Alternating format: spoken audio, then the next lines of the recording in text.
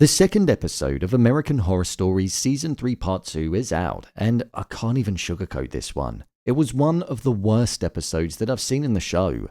Titled Clone, this one was focused on a billionaire called David doing billionaire things and creating a clone version of himself whilst he was in a comatose state, which was created to keep his partner John company, but also to be a testing experiment as part of the development of the Android program. With an ending that did actually take me by surprise, I'll give them that, but a story that was relatively stagnant, familiar, and had been explored before and executed better. Let's jump into the video and break down all that there was to take away from it. Here is American Horror Stories Season 3 Episode 6 Clone Ending Explained. Just to let you know, this video will contain spoilers. The Ending Explained. In terms of the ending of this episode, we saw that this was just a good old-fashioned horror sci-fi. The show led us down multiple different pathways, such as thinking that the android was going to kill John, and then another one where John was going to kill the real version of David so that he could live out the rest of his days with the android, but neither of those were the case. It turned out that whilst David was in his coma and recovering from the stroke that he had, he came to the realization that he no longer wanted to be with John. David realized that the only person that he could place on a pedestal and value in his life was himself, and with the introduction of the android cloning technology, it meant that the android that was created could essentially become his own partner, and he could be in a relationship with himself. I know, very strange. And that's ultimately what happened.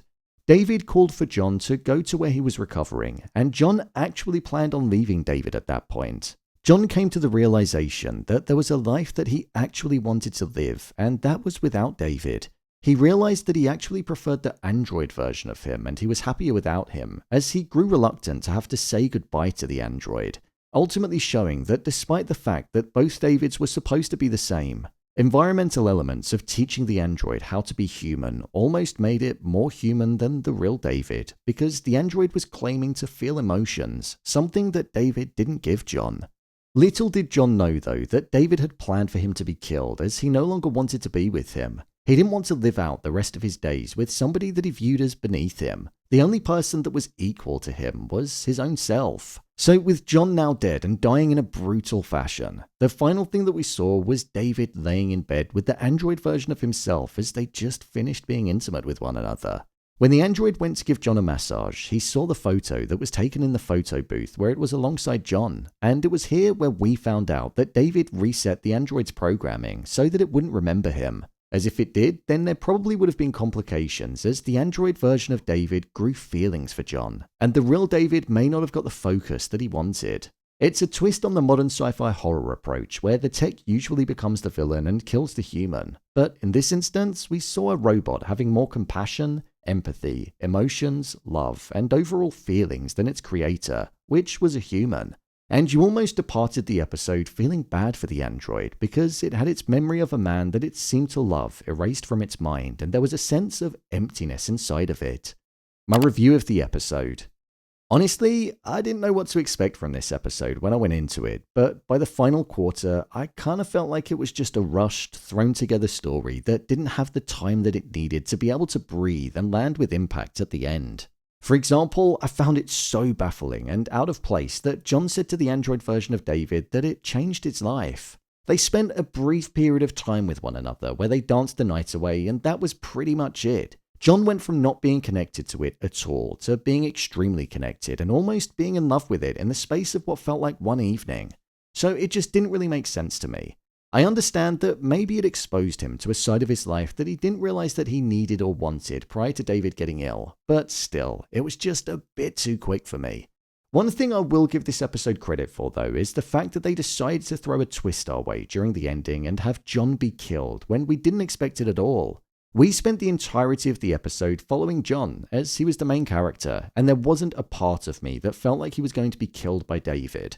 I thought John was actually going to kill the real David so that he could spend the rest of his time with the android and live out the freedom that he had with him for the rest of his life, or just be rid of him. The show led us down that pathway, so the fact that they changed it was a moment that I can appreciate and respect. I thought the final scene in bed was actually a little bit cringe. I get that they included that scene to show that David ended up with the android because he was so self-centered and loved himself, and also that he programmed it to forget about John. but it just felt like a more humorous way to end an episode that was supposed to be pretty dark. I feel like it lost any weight that it actually ever had. I actually think it would have been better for the Android version to have just appeared over David's shoulder after he'd killed John. In terms of the performances of the characters, I even felt like they fell pretty flat. I didn't really buy into either of the main characters, and I also thought that the character Jordan was overly animated and his character just felt a bit overperformed. I will say though that I don't entirely think that it's the actor's fault. I think a lot of it came down to the writing and the fact that the dialogue that was in it just felt a bit two-dimensional and surface level. There was never any depth to the conversations that were happening where we got to understand the characters.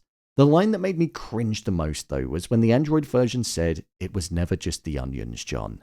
It was rom-com level cringe, but I just don't feel like it was done deliberately. Tonally, it was just out of place.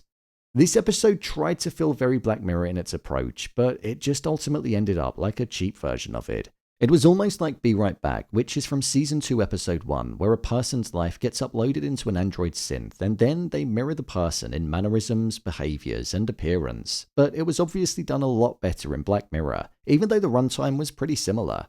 I don't think sci-fi works that well when Ryan Murphy touches it. We saw this with Season 3, Episode 2, Daphne. It just failed to land the message that it wanted to achieve.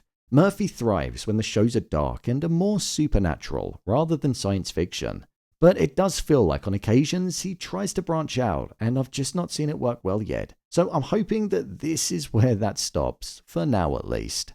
With regards to the pacing, I feel like the runtime was what it should have been, and the pacing was actually okay. It just kind of plodded along, and because the change of mind from David only came right at the end of the episode, it just felt a bit too rapid at the end. One thing I will say about American Horror Stories is that the quality does tend to feel lower than Murphy's main show, American Horror Story.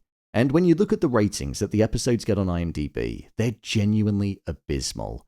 I don't know how it keeps getting made. It's almost like it's Murphy's passion project, and because he's so involved in FX, they just let him keep doing it. That's what it feels like, at least. I would genuinely be surprised if they brought it back for more, because it just doesn't feel like the show ever really lands with anybody. I suppose when looking at the grid, at least the next 3 episodes are better than the first 2 of Season 3 Part 2, so every cloud I suppose. I'll be releasing my breakdown of the 3rd episode in Season 3 Part 2, which is titled X next, so be sure to hit the subscribe button to make sure you don't miss that one and the rest of the season. So, there you have it, American Horror Stories Season 3 Episode 6 Clone Ending Explained.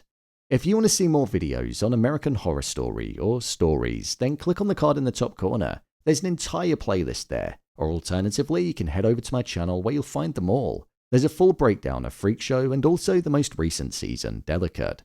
And finally, if you'd like to see what I rate the latest movies that don't quite make the cut to getting a dedicated video, then head over to my Letterboxd profile. It's where I rate the latest releases in real time.